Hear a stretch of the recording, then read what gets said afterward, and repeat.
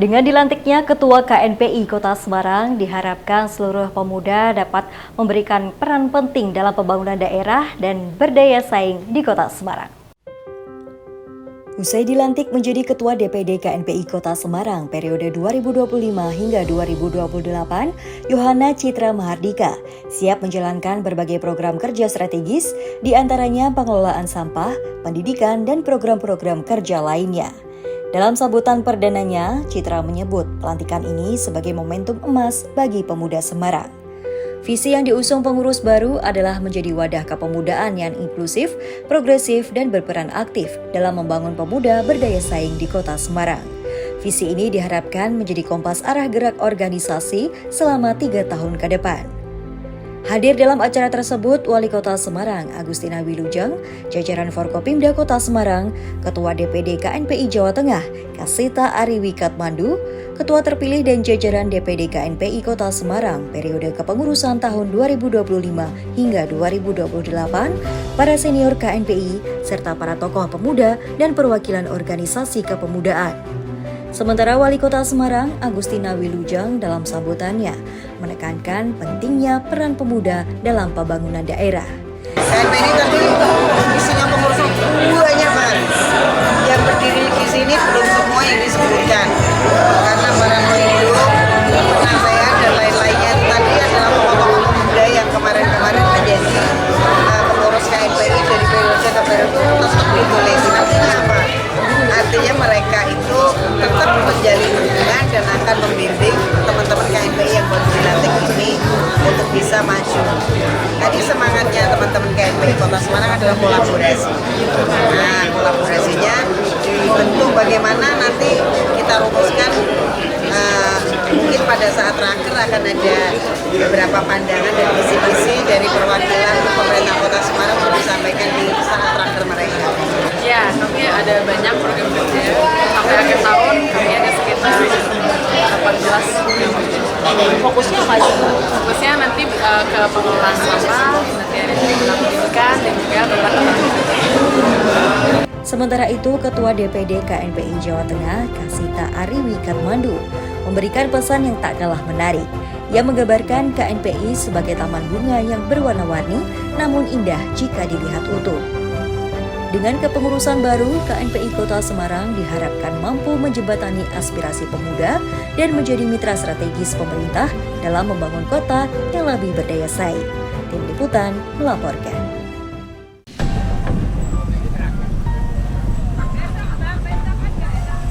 Gerakan masyarakat menanggapi kenaikan PBB P2 terus bergulir. Walaupun Bupati telah membatalkan kebijakan tersebut, warga terus melakukan aksi damai di depan pendopo Pati.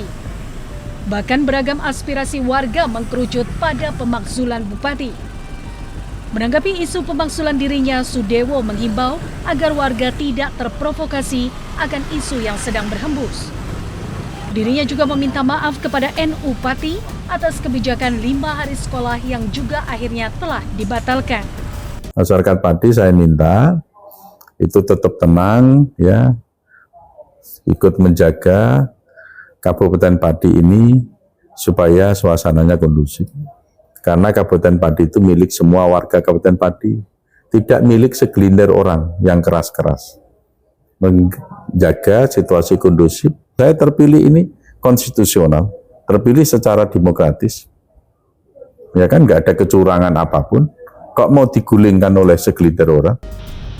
Meski demikian, masyarakat terus memberikan donasi beragam kebutuhan untuk aksi demonstrasi 13 Agustus mendatang. Dihimbau agar masyarakat untuk melakukan aksi secara damai dan kondusif.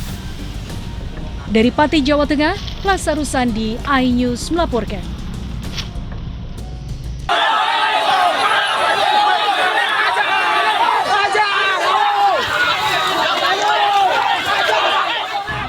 Kericuan pecah saat proses rekonstruksi kasus pembunuhan seorang balita di kebun karet di Desa Adimulya, Cilacap, Jawa Tengah. Warga yang berada di lokasi geram terhadap tersangka Ferry yang tega menganiaya korban yang berusia 3 tahun hingga meninggal dunia.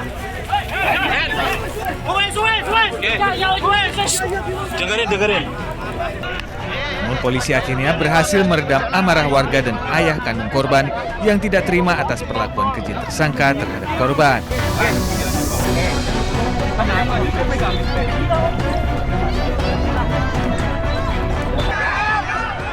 Polisi akhirnya mengalihkan rekonstruksi ke sejumlah lokasi untuk menghindari kericuhan terulang.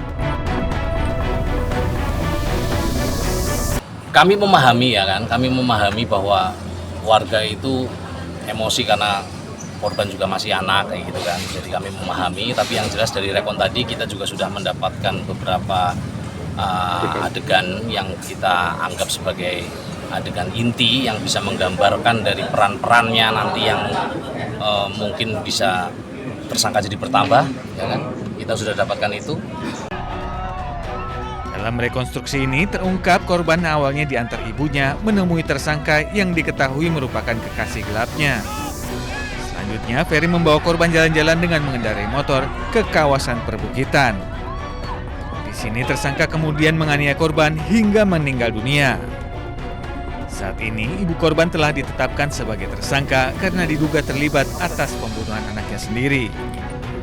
Polisi menjerat para tersangka dengan Undang-Undang Perlindungan Anak dengan ancaman hukuman 15 tahun penjara. Dari Cilacap, Jawa Tengah, Heri Susanto, iNews melaporkan.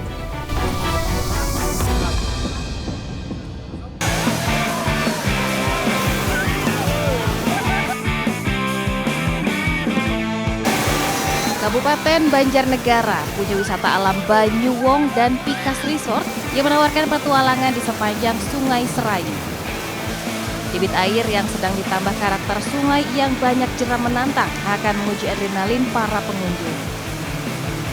Selama menyusuri Sungai Serayu, wisatawan akan disuguhi sejuknya pemandangan alami khas pedesaan. Paket rafting dimulai dari harga Rp185.000 hingga Rp300.000 per orang, tergantung jarak yang ditempuh. Menantang. Awalnya takut nggak? Awalnya takut, tapi pas udah nyebur nggak.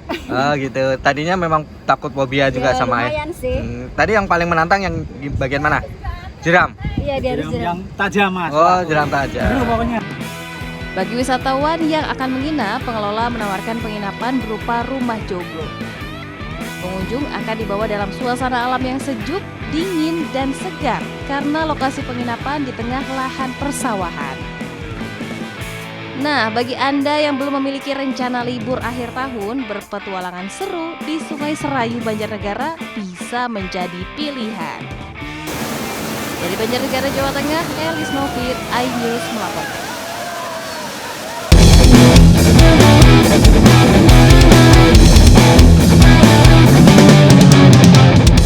Dan ready guys, sekarang gue udah berada di Sungai Pelus, Kabupaten Banyumas.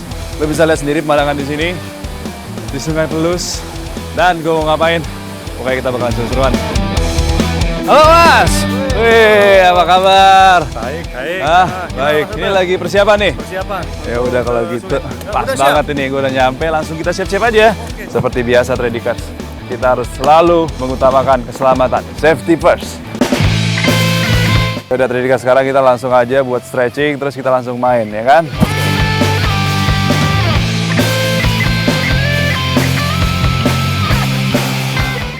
Setelah perlengkapan dan pemanasan, kini saatnya gue memulai kegiatan di Sungai Pelus. Ya, kali ini gue akan sledding pertama yang memiliki nama Blue Ice. Airnya dingin gak ya? Sledding tanpa batas! Dingin!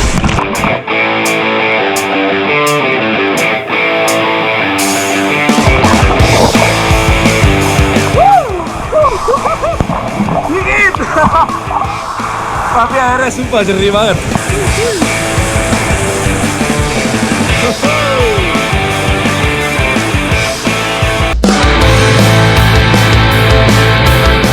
Meski saat ini air sungai surut karena musim kemarau, tapi tetap asik sledding di sungai ini.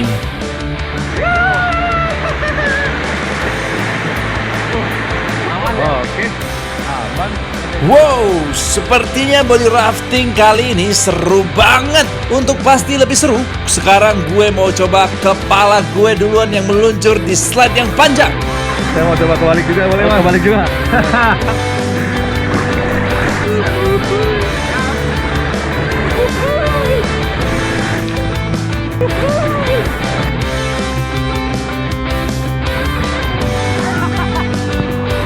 Balik.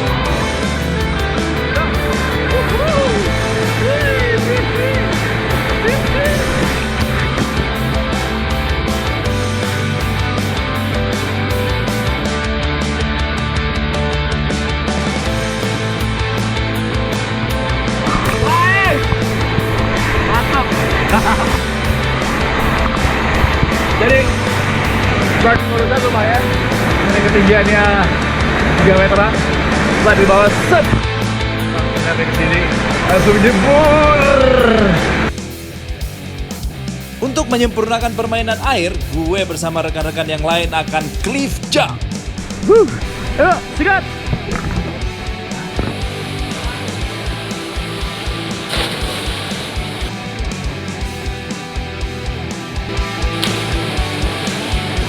Saya berani tanpa batas. Woohoo!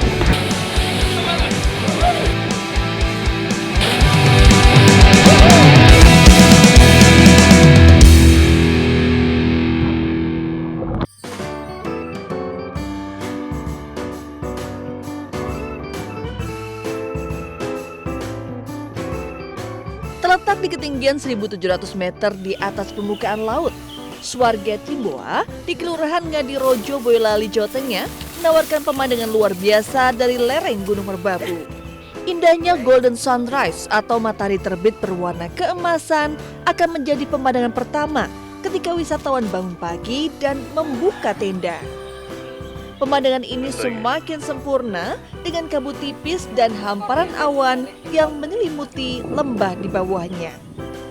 Selain itu, dari arah belakang nampak pemandangan Gunung Merbabu yang berdiri megah. Pengunjung tidak perlu bersusah payah mendirikan tenda. Tenda-tenda telah didirikan lengkap dengan kasur, bantal, dan selimut atau sleeping bag di dalamnya. Saat malam tiba, pengunjung bisa menyantap barbeque di tengah udara dingin, ditemani suara alam yang menenangkan hati. Keren tempatnya. Kalau mungkin pernah tahu Kintamani, di Bali ada Kintamani. Nah, di Timboa kita dapat vibe yang hampir sama gitu loh. Juga kalau malam ini view-nya bagus banget karena kita bisa ngelihat lampu-lampu kota, kayak hamparan lampu-lampu yang kelap-kelip luar biasa gitu dari ketinggian. Entah itu mana aja tuh kelihatannya tuh keren banget.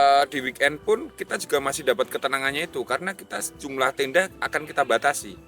Jadi kita lebih priority ke kenyamanan, ketenangan, itu akan lebih dapat di sini. Bagaimana? Menarik ya? Jangan lupa masukkan ke bucket list Anda untuk liburan nanti ya. Dari Boyolali, Jawa Tengah, Taufik Budi Nur Cahyanto, iNews melaporkan.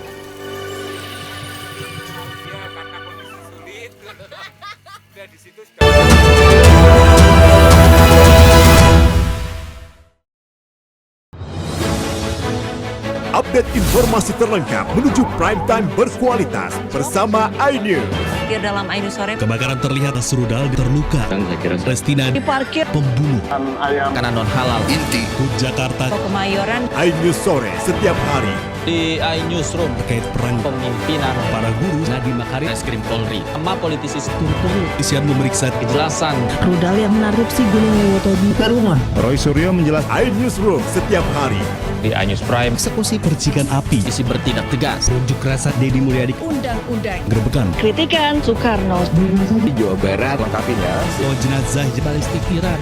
iNews Prime Senin sampai Jumat. Inilah iNews malam. Kita menerobos gerbang Karena diduga retret 11 meter persegi berbudaya. Begitu ramai DPP Partai Perindo Juli mendatang. Pertama sepeda dari 4 seri. iNews malam setiap hari hanya di iNews.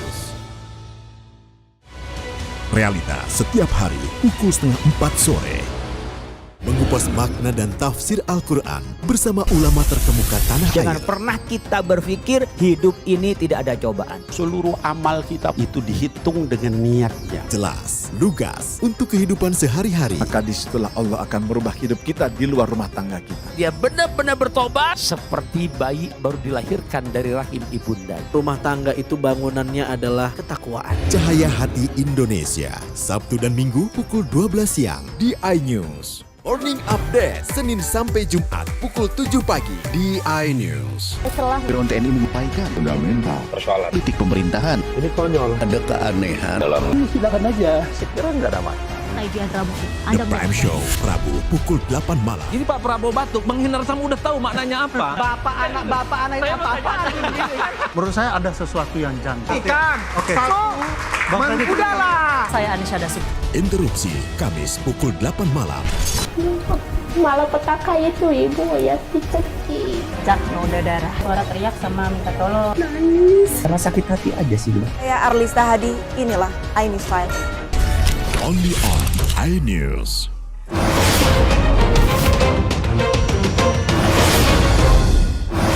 Inilah iNews dan salam olahraga. Update berita-berita olahraga terbaik dalam dan luar negeri. Highlight. Starting. iNews Sport setiap hari pukul 6 pagi dan pukul 11 malam. Hanya di iNews.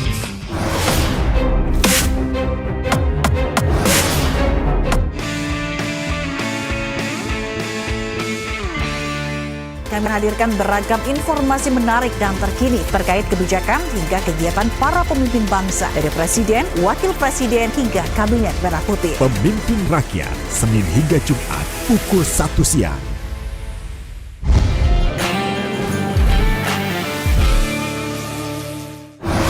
Inilah iNews dan salam olahraga. Update berita-berita olahraga terbaik dalam dan luar negeri.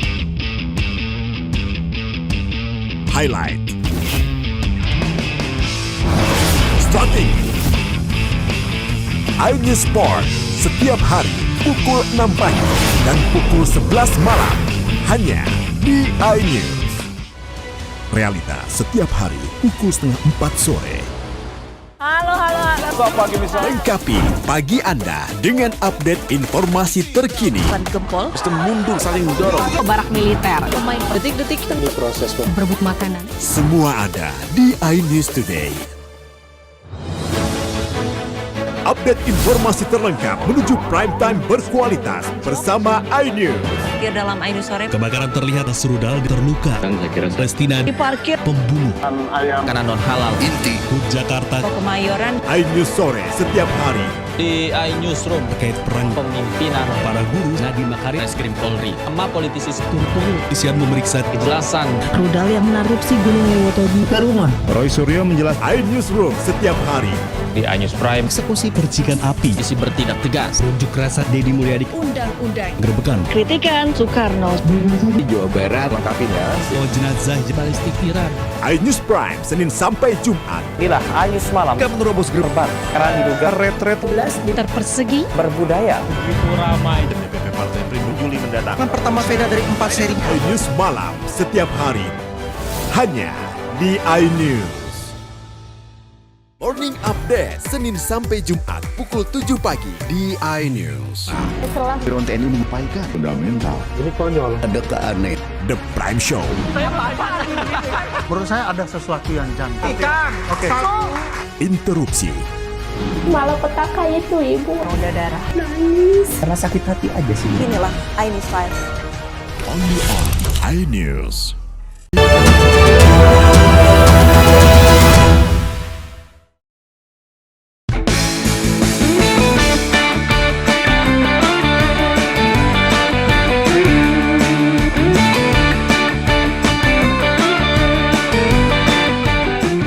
Pemandangannya menyegarkan mata ya.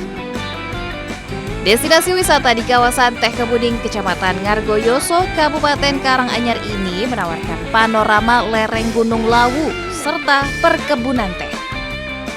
Tidak hanya itu, ada sejumlah wahana yang dapat dinikmati di kawasan wisata ini, Di antaranya jembatan goyang dengan panjang 50 meter. Untuk keamanan, jembatan ini dibatasi 6 orang pengunjung yang masuk dengan bertahap. Pengunjung juga bisa menikmati naik kereta gantung. Kedua wahana ini menawarkan sensasi tersendiri. Rasanya takut, cuman karena anak saya nggak takut, jadi saya memberanikan diri untuk nemenin mereka gitu. Indah banget. Tadi saya juga sempat ke sana, ke jembatan kaca tadi, sama yang ayunan. Seru sih. Pengunjung cukup membayar tiket masuk Rp50.000 per orang untuk dapat menikmati wahana. Sedangkan untuk naik kereta gantung, pengunjung akan dikenakan tiket masuk terusan sebesar Rp30.000 per orang. Destinasi wisata ini juga menyediakan wahana lain, yakni ayunan raksasa, sepeda terbang, gardu pandang, dan beberapa spot selfie dengan latar perbukitan dan hamparan kebun teh. Dari Karanganyar, Jawa Tengah, Zanuar Setiaji, iNews melaporkan.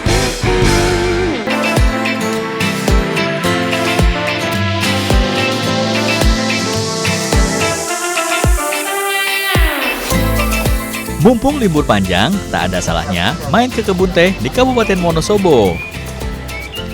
Hamparan hijaunya teh, sejuknya udara, serta suasana alam yang tenang, inilah healing yang sebenarnya. Dengan tiket masuk sebesar Rp10.000 hingga Rp27.000, pengunjung sudah bisa menikmati semua keindahan, sekaligus mengetahui proses produksi teh sebelum dipasarkan. Di kebun seluas 770 hektar yang berada di ketinggian antara 1.200 hingga 2.000 meter di atas permukaan laut ini, pengunjung akan diajak melihat proses pemetikan pucuk daun teh serta pengolahan di pabrik teh yang telah berdiri sejak tahun 1865 hingga menjadi minuman. Wisata edukasi ini juga mengajarkan tata cara mengkonsumsi teh yang benar agar bermanfaat bagi kesehatan. Jadi kita habis dari kebun teh, terus kita ke melihat proses pengolahan teh, terus kita ke kafenya untuk ngeteh sama nyemil. Menurut saya sih teh ini rasanya nikmat ya, bener-bener kayak khas gitu sini deh. Karena di sini adalah salah satu wisata yang menarik sekali, terutama di Wonosobo, terkenal dengan tehnya ya, dan salah satu kebun teh yang wajib kita kunjungi ketika ke Wonosobo itu adalah kebun teh. Selain diproduksi untuk campuran teh pasar dalam negeri, teh di sini ternyata juga diproduksi untuk diekspor ke luar negeri. Dari Wonosobo, Jawa Tengah, Wisnu Wardana, iNews melaporkan.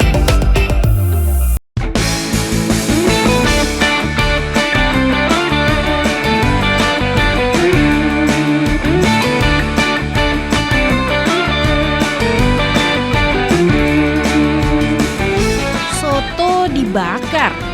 Eits, tenang. Bakar yang dimaksud ini adalah teknik penyajiannya saja kok. Di salah satu rumah makan di Banjarnegara, Jawa Tengah, pemilik kedai memilih mangkuk tanah liat sebagai wadah sajinya.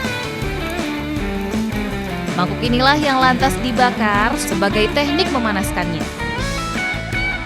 Menu yang ditawarkan di warung ini cukup beragam, dari soto olah daging ayam hingga daging sapi.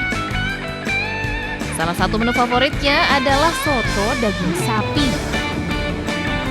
Teknik memanaskan soto melalui pembakaran yang sempurna diklaim mampu mengeluarkan aroma bumbu rempah yang digunakan dalam sajian soto.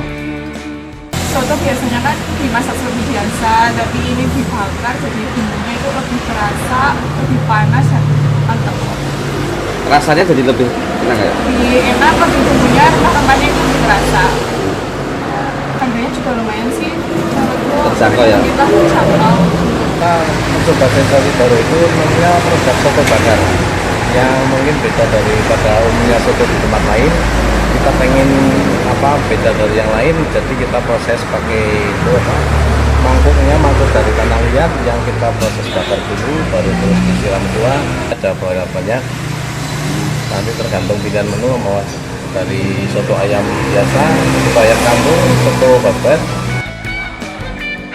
Untuk urusan harga, pengunjung tak perlu khawatir karena di sini harga yang ditawarkan mulai dari Rp8.000 untuk menu daging ayam biasa hingga Rp25.000 untuk menu iga daging sapi porsi jumbo.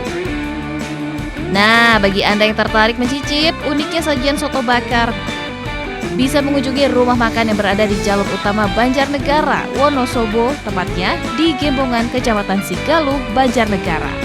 Dari Banjarnegara, Jawa Tengah, Nurdin Ozi, iNews melaporkan.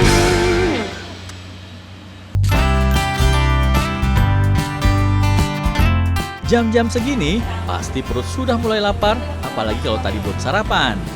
Nah, mumpung ada soto, yuk kita santap. Tapi kali ini bukan soto ayam atau daging sapi, melainkan sobek alias soto bebek. Sesuai namanya, warung soto yang berlokasi di Jalan Ahmad Yani, Wedhi, Klaten ini menawarkan soto khusus dengan daging bebek sebagai bahan utamanya. Dan warung ini bisa dikatakan legendaris ya, karena sudah berdiri sejak 1987 dan telah dikelola oleh generasi ketiga. Selain memiliki rasa yang khas, gurih dan sedikit manis, soto bebek di sini memiliki kuah bening sehingga lebih segar dan cocok untuk sarapan atau makan siang. Rahasianya dalam memproses daging bebeknya, membutuhkan waktu 3 hari dengan bumbu rahasia khas dan bacem sehingga daging tidak alot dan tidak berbau amis. Untuk harga sendiri bervariasi, mulai dari Rp9.000 per porsi nasi soto bebek. Beda sama soto yang lain. Terus juga dagingnya juga empuk, buat anak itu cenderung pada suka makan. Khasnya itu tidak amis gitu, tidak amis dan tidak alot. Kemudian di sotonya kaldunya itu ada aroma rempah-rempah yang berbeda dengan yang lain.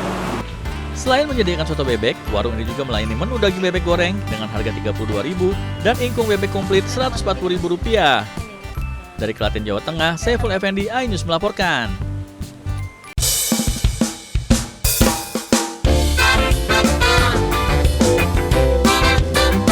Pecinta kuliner bebek, sini kumpul.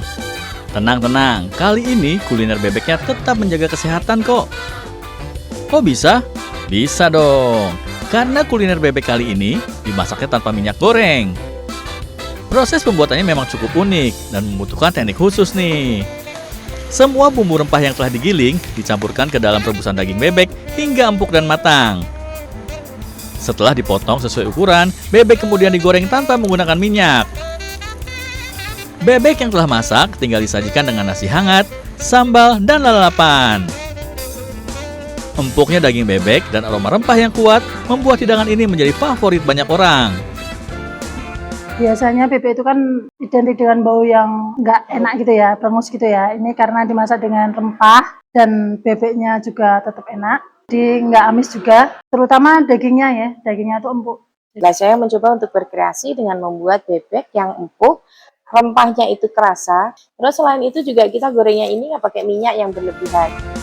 Selain rasanya yang enak dan teksturnya yang empuk, bebek goreng rempah tanpa minyak juga menawarkan berbagai manfaat kesehatan.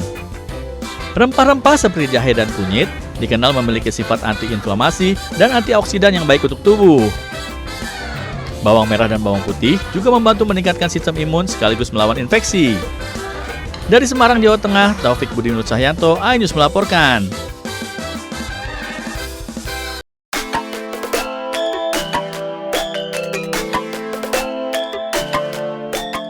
Yang suka kuliner bebek goreng, silahkan merapat. Ya, bebek goreng bumbu hitam ini menjadi menu andalan rumah makan di Kelurahan Kiringan, Boyolali. Rumah makan berbentuk limasan ini hampir setiap hari selalu ramai pengunjung dari berbagai daerah. Meski tampilannya kurang meyakinkan, namun menu yang satu ini benar-benar nikmat dan dijamin bikin ketagihan. Cita rasa bebek goreng yang gurih dan empuk semakin lezat disantap dengan sambal dan lalapan. Cara membuatnya, daging bebek ungkep digoreng 2 kali lalu ditambahkan bumbu hitam dari bahan kelapa dan rempah-rempah khas Boyolali. Soal harga, relatif terjangkau. Menu bebek goreng bumbu hitam dipatok seharga Rp25.000 per porsinya. Kalau yang membedakan karena ini kan bebek, sebenarnya bebek biasa. Cuman ditambah ada bumbu lada hitamnya ya. Jadi sensasinya itu ada di lada hitamnya. Jadi kalau di blend gitu rasanya masuk nikmat lah. Setiap hari, rumah makan bergaya klasik ini buka mulai pukul 12 siang hingga 10 malam dan bisa menghabiskan hingga 50 ekor bebek pada akhir pekan. Kita itu pakai bumbunya Sama aja sih Pak sebenarnya, mungkin volumenya ya. Volumenya itu kita pakainya banyak sekali bumbunya. Jadinya rasanya itu mungkin bisa apa ya? Kalau kata orang-orang sih merasuk banget gitu. Nah, bagi Anda pecinta kuliner bebek goreng dan sedang berkunjung ke Boyolali, tidak ada salahnya mencicipi menu yang satu ini. Dari Boyolali, Jawa Tengah, Tata Rahmanta, iNews melaporkan.